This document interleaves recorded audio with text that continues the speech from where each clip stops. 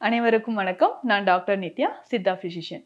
ஆண்கள் நலம். இந்த ஆண்கள் நலத்தை பொறுத்தவரைக்கும் நெறைய கேள்விகள் இருக்கு. இந்த கேள்விகள் அப்படின்னு பார்க்கும்போது, நேச்சுரலா இந்த ஸ்பெர்ம் கவுண்ட்ட நான் எப்படி இன்க்ரீஸ் பண்றது? இந்த ஸ்பெர்ம் கவுண்ட் அப்படின்னு சொல்றது உடல்நலம் சார்ந்து இருக்கக்கூடிய ஒரு பிரச்சனையாக இருந்தாலும், நெறைய பேருக்கு இது தீராத ஒரு மன உளைச்சலை தருதுன்னு தான் சொல்லலாம். ஸோ நம்ம கிளினிக் பார்த்தோம்னா நெறைய கப்புள்ஸ் வருவாங்க.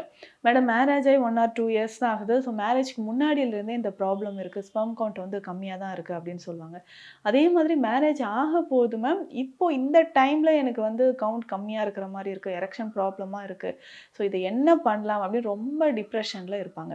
ஸோ பேசிக்கா ஆண்களை பொறுத்தவரைக்கும் இந்த ஸ்பெர்ம் கவுண்ட் இன்க்ரீஸ் பண்ணணும்னா, இது முழுக்க முழுக்க ஒரு டிஃபிஷியன்சின்னு சொல்லலாம்னு வச்சுக்கோங்களேன். நம்ம உடல்ல ஏதாவது ஒரு கால்சியம் டிஃபிஷியன்சி இருக்கு, இல்ல விட்டமின் குறைபாடு இருக்கு. முக்கியமா நம்ம இன்சுலின் கூட குறைபாடு ஏற்படும்போது சர்க்கரை நோய் ஏற்படுது. இந்த மாதிரி தான் நம்ம உடல்ல சத்துக்கள் ஏதாவது குறைஞ்சிச்சுன்னா, ஸ்பெர்ம் கவுண்ட் வந்து குறைய ஆரம்பிக்குமே தவிர, இத நேச்சுரலாவே ரொம்ப ஈஸியா நம்ம க்யூர் பண்ணிக்கலாம். உணவு முறைகள் மூலமே இத ரொம்ப ஈஸியா வந்து க்யூர் பண்ணிக்கலாம். மன உளைச்சலுக்கு எதுவும் ரொம்ப டீப்பா நம்ம வந்து ஆளாகாம இத க்யூர் பண்ணிக்கலாம். இப்போ பேசிக்கா எந்தெந்த காரணங்களால ஸ்பெர்ம் கவுண்ட் வந்து குறையுது? செமன் அனலைஸ் பண்ணி பார்க்கும்போது அந்த ரிப்போர்ட்ல நெறைய பேருக்கு சொல்வாங்க. ஏசோஸ்பெர்மியா அப்படின்ற கண்டிஷன், இல்ல ஒலிகோஸ்பெர்மியா இருக்கு. இதுலயே மார்ஃபாலஜிக்கல்ல நெறைய வேரியேஷன் இருக்கு. மார்ஃபாலஜி ஸ்ட்ரக்சர்ல, மொட்டிலிட்டில வந்து மாற்றம் இருக்கு. இல்ல நெறைய பேருக்கு வந்து பார்த்தோம்னா, ஆண்களுக்கு இந்த டெஸ்டிஸ்ல சில இன்ஃபெக்ஷன் இருக்கு. ஹைட்ரோசில் மாதிரியான கண்டிஷன் இருந்தாலும், நமக்கு இந்த செமன் ஓட குவாலிட்டி அண்ட் குவாலிட்டி இது எல்லாமே வந்து குறையுதுன்னு சொல்லலாம். இது 2த்துக்குமே இருக்கக்கூடிய பிரச்சனைகள்ல இருந்து ஈஸியா நம்ம என்னென்ன உணவு முறைகள ஃபாலோ பண்ணணுன்றத பார்க்கலாம். அதுக்கு முன்னாடி உடல் பருமன் அதிகமாக இருக்கும் பட்சத்தில், இல்லன்னா சுகர் இருக்கு அப்படின்னா, அத வந்து குறைக்கணும். ஸோ ஆல்ரெடி நெறைய பேர் சொல்ற கம்ப்ளைண்ட் என்னன்னா, நான் இப்போ எனக்கு சுகர் இருக்கு. சுகர் வந்து 2, 3 இயர்ஸ் ஆகுது. சுகர் வந்ததுக்கு அப்புறம் தான் எனக்கு செமன் இது குவாலிட்டி எல்லாமே குறையுது. ஸ்பெர்மோட கவுண்ட்டும் குறைய ஆரம்பிக்குதுன்னு நெறைய பேர் சொல்லுவாங்க. அப்ப சுகர் இருந்ததுன்னா, கண்டிப்பா அத கண்ட்ரோல்ல வைக்கிறதுக்கான முயற்சி தான் ஃபர்ஸ்ட்டு நம்ம எடுக்கணும். அதுக்கப்புறம் உடல்ல நமக்கு கால்சியம் குறைபாடு இருக்கான்னு பார்க்கணும். ஒரு விந்தணு உற்பத்தி ஆகறதுக்கு முக்கியமான சில சத்துக்கள் நமக்கு தேவை. அதுல என்னென்ன முக்கியமானது அப்படின்னு பார்த்தோம்னா, கால்சியம் ரொம்ப இம்பார்ட்டன்ட். அதுக்கப்புறம் மெக்னீசியம், ஜிங்க் மற்றும் காப்பர். இது எல்லாமே வேணும். ஸோ இது எல்லாமே சரிவிகிதமாக நம்ம எடுக்கிறோமான்றது ரொம்ப முக்கியம். அப்போ கால்சியம் நம்ம சொன்ன மாதிரி மெக்னீசியம், ஜிங்க், காப்பர் இது எல்லாமே இருக்கக்கூடிய உணவு வகைகள் என்னென்ன? எதுல நம்ம அதிகமான கான்சன்ட்ரேஷன் பண்ணா நம்மளுடைய நேச்சுரலாவே நமக்கு ஸ்பெர்மோட கவுண்ட் இன்க்ரீஸ் ஆகும். இத தெரிஞ்சுக்கணும்.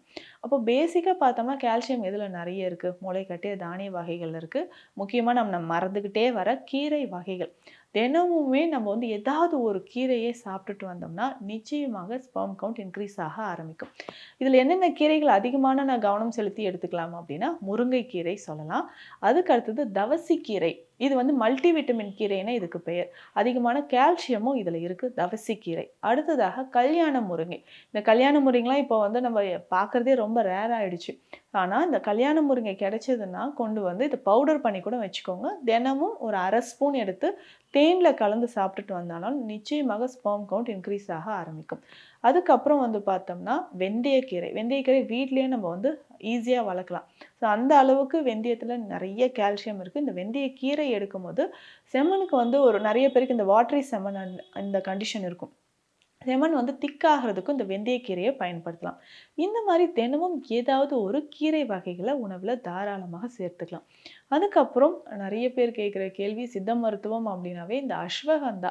இதுல அப்படி என்னதான் இருக்கு? இந்த அஸ்வகந்தா ஒன்லி இந்த செமன் ஓட குவாலிட்டி இன்க்ரீஸ் பண்றதுக்கு மட்டும் தானா அப்படின்னா கிடையாது. அஸ்வகந்தா வந்து நிறைய நோய்களை இன்னைக்கு கேன்சர்லேருந்து கிட்னி ஃபெயிலியர்லேருந்து நிறைய நோய்களை குணமாக்கக்கூடிய ஒரு அற்புதமான மூலிகை. பெஸ்ட் நர்வின் டானிக் அப்படின்னு சொல்லலாம். நான் முன்னரே சொன்ன மாதிரி இந்த எரெக்ஷன் எல்லாமே நரம்புகள் மற்றும் தசைகள் தொடர்பான பிரச்சனை. அப்போ நரம்பு தளர்ச்சி இருக்குன்னா இந்த அஸ்வகந்தாவை பயன்படுத்தும் போது அது சரியாகுது. அதனால தான் இந்த அஸ்வகந்தா வந்து ஆண்களுக்கு ரொம்ப சிறந்தது அப்படின்ற மாதிரி நம்ம சொல்கிறோம். அதே மாதிரி பார்த்தோம்னா இந்த சதாவரி அப்படின்ற இன்னொரு மூலிகை இருக்கு. இதுவுமே அஸ்வகந்தாக்கு நிகரான பலன்களை தரக்கூடியதுன்னு சொல்லலாம். அடுத்து முக்கியமான இன்னொரு மூலிகை பூனைக்காளி. இந்த 3 மூலிகையுமே சேர்த்து நம்ம சாப்பிட்டுட்டு வந்தனாலும், சீக்கிரமா ஒரு 1 மந்த்லயே நமக்கு வந்து நல்ல ஒரு டிஃபரன்ஸ் தெரியுதுன்னு சொல்லலாம். ஸோ ஃபர்ஸ்ட் இந்த ட்ரீட்மெண்ட் ஸ்டார்ட் பண்றதுக்கு முன்னாடியோ, இல்ல இந்த மெடிசினா நீங்க எடுக்கிறதுக்கு முன்னாடியோ ஒரு செமன் அனலைஸ் எடுத்து வச்சுக்கோங்க. ஒரு 48 நாள் இந்த மூலிகைய நான் சொல்ற மாரி சாப்பிட்டுட்டு, அதுக்கப்புறம் திரும்ப செமன் அனலைஸ் பண்ணி பார்த்தோம்னா, நல்ல ஒரு மாற்றம் நமக்கு தெரியும். இது எப்படி சாப்பிடலாம் அப்படின்னா, அஸ்வகந்தா அதாவது அமுக்குரா சூரணம் அப்படின்னு கிடைக்கும். ஸோ இத வந்து வாங்கிக்கணும். பிளெயின் அஸ்வகந்தா வாங்க வேண்டாம். பேசிக்கா இந்த அஸ்வகந்தாவ பயன்படுத்துறதுக்கு நெறைய வழிமுறைகள் இருக்கு. அத வந்து பியூரிஃபிகேஷன் பண்ணி அந்த பவுடர் ஃபார்ம்ல எடுத்து, இல்ல பாவனை செய்து நம்ம கிளினிக்ல பார்த்தோம்னா, அந்த பாவனை செய்து தான் அத குடுக்குறோம். பாவனை செய்துனா பிற மூலிகைகளோட சேர்த்து அத நம்ம குடுக்குறோம். ஸோ அந்த மாதிரி எடுத்துக்கலாம். அப்போ நீங்க வீட்லயே இத பயன்படுத்தணும்னா, அமுக்ரா சூரணம் அப்படின்ற மருந்து சித்த மருந்தகங்கள்ல எல்லா இடங்கள்லயுமே கிடைக்கும். அத வாங்கிக்கோங்க.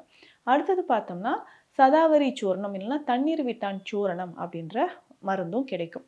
அடுத்தது நான் சொன்னது முக்கியமான இன்னொரு மூலிகை பூனைக்காளி. இந்த பூனைக்காளி வந்து பார்த்தோம்னா, பீன்ஸ் மாதிரி நல்லா கொட்டை வடிவத்தில இருக்கும். ஸோ நெறைய நரம்பு சம்மந்தப்பட்ட பிரச்சனைகள் இன்னைக்கு பார்க்கின்சன் டிசீஸ். இந்த பார்க்கின்சன் டிசீஸ்க்கு பார்த்தோம்னா, மருந்தே இல்ல அப்படின்னு தான் சொல்லிட்டு இருக்கோம். ஸோ மருந்தே இல்லாத ஒரு நோய் அப்படின்னா, அத குணப்படுத்துறதுக்கு இந்த முக்குனாப்ரோனின்ஸ் அப்படின்னு சொல்லக்கூடிய இந்த பூனைக்காளிய பயன்படுத்துறோம். இந்த பூனைக்காளி பொடியும் நம்ம பயன்படுத்தலாம். இந்த பூனைக்காளிய நம்ம மருந்தா நம்ம குடுக்குறோம்னா, பால்ல நல்லா வேக வைத்து வெயில்ல உலர்த்தி எடுத்து அத பவுடர் பண்ணி எடுத்து வச்சுக்கணும். இந்த 3 பவுடரும் ஈக்குவல் அமௌண்ட் ஒரு 100 கிராம்னா 100 கிராம் சம அளவுல கலந்து எடுத்து வச்சுட்டு, இத தினமும் 2 வேளை பால்ல கலந்து குடிக்கணும். ஸோ இது சாப்பிட்டா நெறைய பேருக்கு இருக்கிற ஒரு டவுட் என்னன்னா, சாப்பிட்ட உடனே எனக்கு 1 இல்ல 2 நாள்ல ரிசல்ட் தெரியுமா? உடனே வந்து கவுண்ட் இன்க்ரீஸ் ஆயிடுமா? அப்படின்னு. நம்ம உடல்ல 7 உடற்தாதுக்கள் இருக்கு. 7வது தாது தான் நம்ம வந்து விந்துவோ, ஸ்ரோனிதமோ நம்ம சொல்றோம். அப்போ ஒரு உணவு எடுத்தோம்னா 7வது தாதுவா மாறுவதற்கு 7லிருந்து 8 நாட்கள் வரைக்கும் டைம் எடுக்கும். அப்போ ஒவ்வொரு மருந்தும் நம்ம சாப்பிட்டோம்னா, அதற்கான கால அளவுகள் அது உடல்ல ரத்தத்துல நல்லா அப்சார்ப்ஷன் நடந்து, ஸோ உடல்ல நமக்கு ஊறி அதுக்கப்புறம் நமக்கு ஒரு ரிசல்ட் தெரியும். ஸோ அப்போ கொஞ்சம் கொஞ்சமா இந்த பவுடர்ஸ நம்ம வந்து சாப்பிட்டுக்கிட்டே வந்தோம்னா, 1 மாதமோ இல்ல 1 மண்டலம் 48 நாட்கள் சாப்பிடும்பொழுது ஒரு நல்ல ரிசல்ட் கிடைக்கும்னு சொல்லலாம். இது கூட நம்ம என்னென்ன வேற என்ன உணவு முறைகள் அப்படின்னு பார்த்தோம்னா, பூசணி விதைகள், வெள்ளரி விதை, சூரியகாந்தி விதைகள் இந்த மாரி விதைகள சாப்பிடலாம். டெய்லி ஒரு ஸ்பூன் அளவுக்கு சாப்பிட்டுக்கலாம். முக்கியமாக வேர்க்கடலை. வேர்க்கடலையில அதிகமான புரோட்டீன் மற்றும் ஆண்களுக்கும் சரி, பெண்களுக்கும் சரி தேவையான ஒரு ஊட்டச்சத்துக்கள் எல்லாமே நிறைந்தது அப்படின்னு பார்த்தோம்னா வேர்க்கடலை தான். ஸோ தினமும் ஒரு கைப்பிடி அளவு வேர்க்கடலை சாப்பிட்டுட்டு வரலாம். இன்னொரு முக்கியமான விஷயம் நம்மளுடைய லைஃப் ஸ்டைலை பொறுத்த வரைக்கும் இரவு உறக்கம் அப்படின்றது ரொம்ப முக்கியம். அதற்கு அடுத்தது பார்த்தோம்னா உடல் உஷ்ணம். உடல் உஷ்ணமும் ஏற்படாமல் நம்ம பார்த்துக்கணும். அப்போ உடல் உஷ்ணம் குறைக்கணும் அப்படின்னா தினமும் இரவு நம்ம தூங்கும்போது தொப்புள்ள கொஞ்சம் நல்லெண்ணெயோ இல்லை விளக்கெண்ணெயோ நம்ம அப்ளை பண்ணிக்கலாம். உள்ளங்கால்ல கொஞ்சம் விளக்கெண்ணெய் தடவிட்டு நைட்டு தூங்கலாம். அதற்கப்புறம் வந்து பார்த்தோம்னா ரொம்ப அசைவ உணவுகள் நிறைய சாப்பிட்றது, எண்ணெயில் பொரித்த உணவுகள் எடுக்கிறது, காரமான உணவுகள் முக்கியமாக புளி சேர்த்து சாப்பிட்றது, இந்த மாதிரியான ஹேபிட்ஸ் இருந்தால் அதையுமே அவாய்ட் பண்ணிக்கோங்க. ஸோ இந்த டயட்டில் நான் சொன்ன இந்த வழிமுறைகள் எல்லாமே ஃபாலோ பண்ணிவிட்டு பேசிக்காக நான் சொன்ன இந்த மெடிசன்ஸ் மட்டும் ஃபாலோ பண்ணாலே போதும்.